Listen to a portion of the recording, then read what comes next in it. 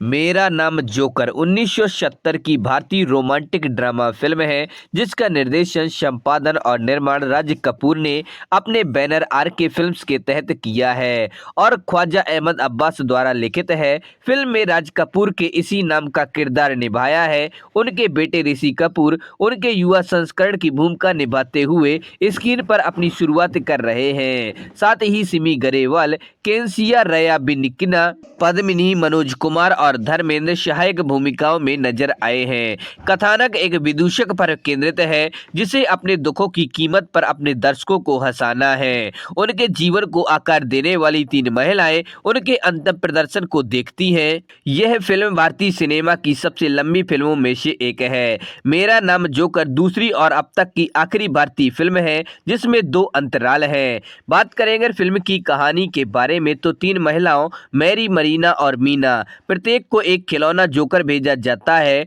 और 20 वर्षों में पहली बार मंच पर प्रसिद्ध जोकर राज रणबीर उर्फ राजू के अंतिम प्रदर्शन के लिए आमंत्रित किया जाता है।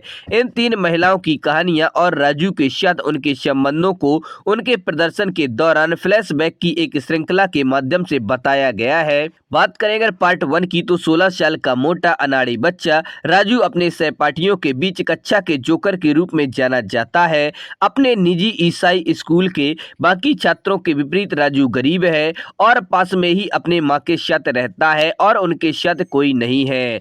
जब एक नई शिक्षिका मैरी उसके स्कूल में आती है तो वह राजू को उसकी महत्वाकांक्षाओं को खोजने के लिए प्रोत्साहित करती है और उसे अपने आप में और अधिक ज्यादा आश्वस्त कराती है। एक दिन घर आने के बाद राजू अपनी माँ से पूछता है कि उसके मृत पिता ने क्या किया। अतीत में इस प्रश्न को अस्वीकार करने के बावजूद वह अंततः उत्तर देती है कि उसने सर्कस में जोकर के रूप में काम किया था और वहां एक दुर्घटना में उसकी मृत्यु हो गई। राजू ने घोषणा की कि वह बिल्कुल अपने पिता की तरह बनेगा और सभी को हंसाएगा, जिससे उसकी माँ भयभीत हो जाती है, जो कहती है कि उसके पिता ने केवल उसे आंसू दिए थे। जंगल की एक स्कूल यात्रा पर मैरी गलती से नदी में गिर जाती है। उसे बाहर आने के बाद राजू उसके पैर को देखकर मंत्रमुग्ध हो जाता है। फिर वह उसका पीछा करते हुए एक उपवन में जाता है जहां वह उसे कपड़े उतारते हुए देखता है। जब वह उस रात सोने की कोशिश करता है तो राजू उसे नग्न अवस्था में देखता है। इसके बाद वह कबूल करता है कि उसने बहुत ज्यादा गलत किया है और इसके लिए वह चर्च में जाता है और उसके ऐसा करने के बाद मैरी उसे वहां देखती है और जब वह कहता है कि उसने पाप किया है तो वह कहती है कि वह पाप नहीं कर सकता क्योंकि वह एक बच्चा है। राजू इसके बाद जवाब देता है कि वह ऐसा नहीं है। जब मैरी और बाकी छात्र छुट्टियों के लिए चले जाते हैं तो राजू उसे एक खिलौना जोकर उपहार में देता है जो उसके पिता के पास था। बाद में वह अकेला और उदास होकर स्कूल में घूमता रहता है। जब मैरी वापस आती है तो राजू यह जानकर चौंक जाता है कि उसके साथ डेविड नाम का एक पुरुष साथी भी है। इसके बाद वह डेविड से शादी करने के लिए जा रही होती है और वह सबसे अच्छे आदमी के रूप में शामिल होने के लिए कहती है। इससे पहले कि नवविवाहित जोड़ा अपने नए जीवन की ओर प्रस्थान करे, डेविड ने राजू को खिलौना जोकर वापस उपहार में दे दिया। बात करें अगर पार्ट 2 के बारे में तो बम्बई आने से पहले राजू और उसकी माँ कई वर्षों से कई शहरों में चले गए। अब वयस्क होकर राजू एक स्थानीय मेले में जोकर के रूप में काम कर रहा है। जब रूसी मनोरंजनकर्ताओं का एक समूह भारत सोवियत संबंधों को बढ़ावा देने के लिए जेमिनी सर्कस में आता है तो वह उनके साथ चुपचाप घुस जाता है और उनका पहला भुगतान अपने पास रख लेता है। राजू का दावा है कि वह रूसी सरगना है, जिसके कारण जेमिनी का सरगना शेर सिंह तुरंत उसके खिलाफ साजिश रचता है। अपने शुरुआती प्रदर्शन के दौरान शेर सिंह ने लाइट बंद कर दी, जिससे राजू एक खतरनाक स्थिति में फंस गया। वास्तविक रिंग मास्टर के आने के बाद शेर सिंह राजू को बचाता है और उसे खुद को समझाने के लिए एक बैठक में लाता है। राजू बताते हैं कि उन्हें अपनी माँ की देखभाल के लिए नौकरी की जरूरत थी और सर्कस में जाने के लिए उन्हें इस नाटक का सहारा लेना पड़ा। उसकी क्षमता को समझते हुए सर्कस के मालिक महेंद्र कुमार उसे काम पर रख लेते हैं। मुख्य ट्रेपेजिस्ट मरीना भी उसे नोटिस करती है और भाषा की वादा के बावजूद वे करीब आ जाते हैं। वह अपनी माँ के पास वापस आता है और उसे बताता है कि उसे नौकरी मिल गई है, लेकिन विवरण छोड़ देता है। उसे उम्मीद है कि वह परिवार को पूर्ण करने के लिए एक पत्नी ढूंढने में सक्षम होगा। जल्द ही राजू को एक जोकर के रूप में काम पर रखा जाता है और अंततः उसे और मरीना को प्यार हो जाता है और उसका खिलौना जोकर एक बार फिर उसे दे दिया जाता है। हालांकि महेंद्र उसे याद दिलाता है कि कलाकार जल्द ही वापस जा रहे होंगे और उसके प्यार को हतोत्साहित करता है। राजू और मरीना फिर मिलते हैं और मरीना को एहसास होता है कि उसकी माँ उसे उसकी भावी पत्नी के रूप में देखती है। वह फिर उससे मिलने जाती है, लेकिन खिलौना जोकर उसे रोते हुए छोड़कर चला जाता है। खिलौने में लिपटे पोस्टर के माध्यम से राजू की माँ को एहसास होता है कि वह एक बार फिर से जोकर है और रूसियों के अंतिम प्रदर्शन के दिन सर्कस में भाग जाती है। उसे फंदे पर लटका देखकर राजू की माँ की मृत्यु हो जाती है। उसे उस दुर्घटना की याद आती है जिसके कारण उसके पति की मृत्यु हुई थी। अपने दुख के बावजूद राजू उस रात जोकर के रूप में अभिनय करता है। बाद में उन्होंने अपनी मां की मृत्यु का हवाला देते हुए इस्तीफा देने का फैसला किया। अध्याय का अंत राजू द्वारा मरीना को हवाई अड्डे पर विदा करने के साथ होता है। इसके बाद फिर पार्ट 2 की अगर बात करें तो राजू फिर से अकेला होकर समुद्र तट पर घूमता है और अपने खिलौने वाले जोकर को समुद्र में फेंक देता है।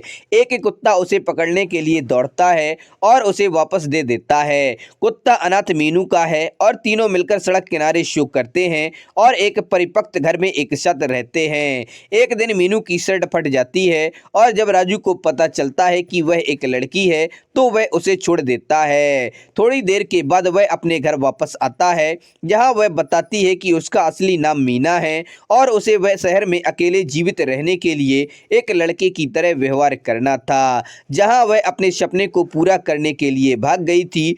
एक प्रसिद्ध अभिनेत्री राजू उसे एक साड़ी उपहार में देता है, लेकिन समझाने के बावजूद राजू इस बात से नाराज है कि उनकी दोस्ती झूठ पर आधारित थी और वह चला जाता है। मीना द्वारा उसके प्रति अपने प्यार का इजहार करने के बाद राजू ने अपना मन बदल लिया। उनके गायन पर ध्यान दिया जाता है और दोनों एक कव्वाली स्थल पर प्रदर्शन करना शुरू कर देते हैं।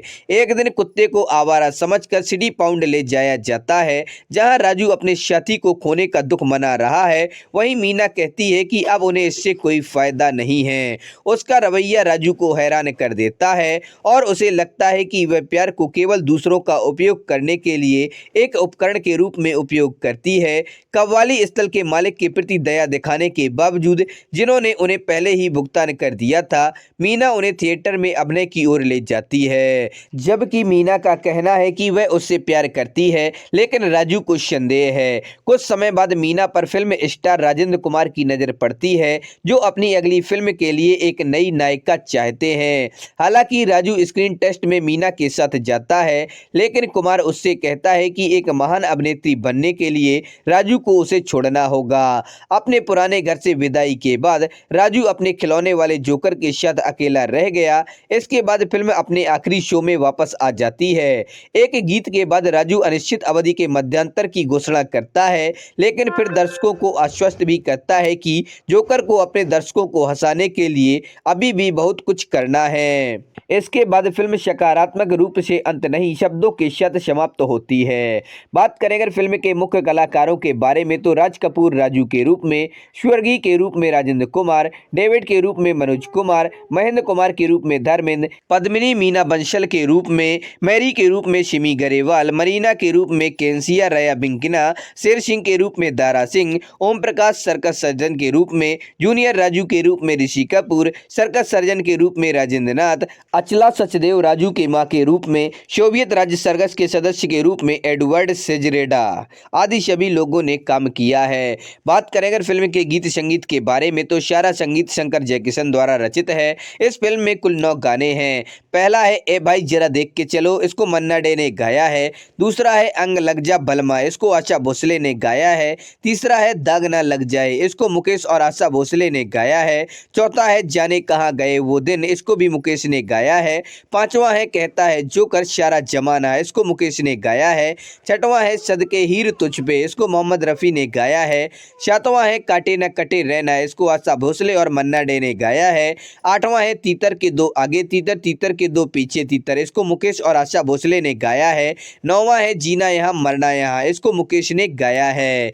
तो दोस्तों आप लोगों को वीडियो कैसा लगा, पसंद आए तो लाइक करें और अपने दोस्तों के साथ शेयर करें। हमारे चैनल पर पहली बार बार आए हैं तो हमारे चैनल फैक्ट्स क्रिएटर जी को सब्सक्राइब करें और बेल आइकन भी दबा दें।